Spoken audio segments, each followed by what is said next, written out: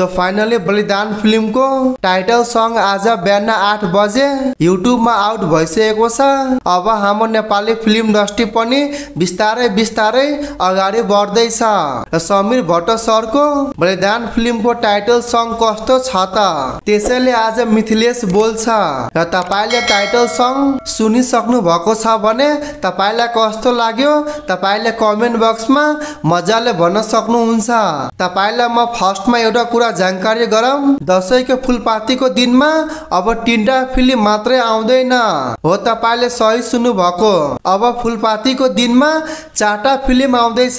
समीर भट्टको बलिदान, माइती घर, हरि बहादुरको जुत्ता र अब यो लिस्टमा अभिमन्यु फिल्म पनि एड भएको छ र भदौको 13 गते नेपाली भाषामा आउँदैछ र 16 गते हिन्दी भाषामा आउँदैछ अभिमन्यु फिल्म। अहिलेसम्म केही पनि आएको छैन हिन्दी भर्जनको, जबकि सँगै सँगै आउनु पर्ने तर अहिलेसम्म आएको छैन र सँगै आएको भए मुभीको हाइप झन बढ्थ्यो तर अहिलेसम्म हिन्दी भर्जनको केही पनि आएको छैन यो दुईटै फिल्मको।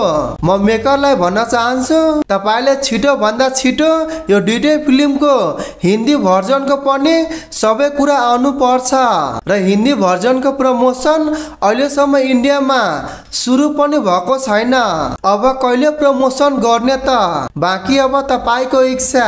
यो फिल्मको टाइटल सङलाई एक लाइनमा मात्र एक लाइनमा भन्नु परेमा टाइटल सङ इम्प्रेसिभ छैन। समीर भट्ट सरको फ्यान्सलाई नराम्रो लाग्न सक्छ तर जे कुरा छ म त्यही कुरा भन्छु।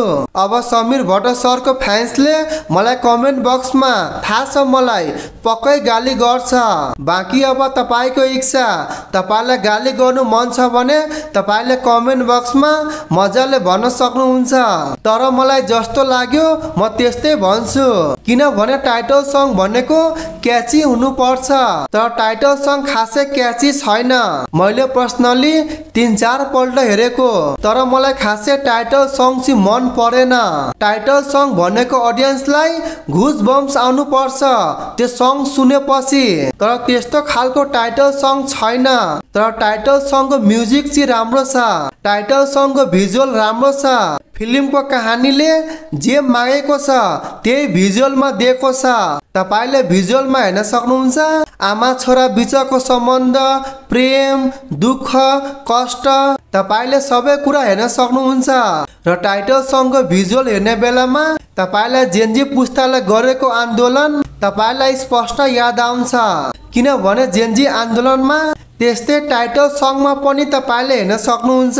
भन्नाले टाइटल सङ र जेनजी पुस्ताले गरेको आन्दोलन लगभग उस्तै छ र अब टाइटल सङ ठीक ठाक आए पनि यो फिल्मको प्रमोसनल सङले फाड्छ भाइ साहेब र फिल्मको हाइप यहाँ छ भने प्रमोसनल सङ आएपछि वातै माथि बढ्छ।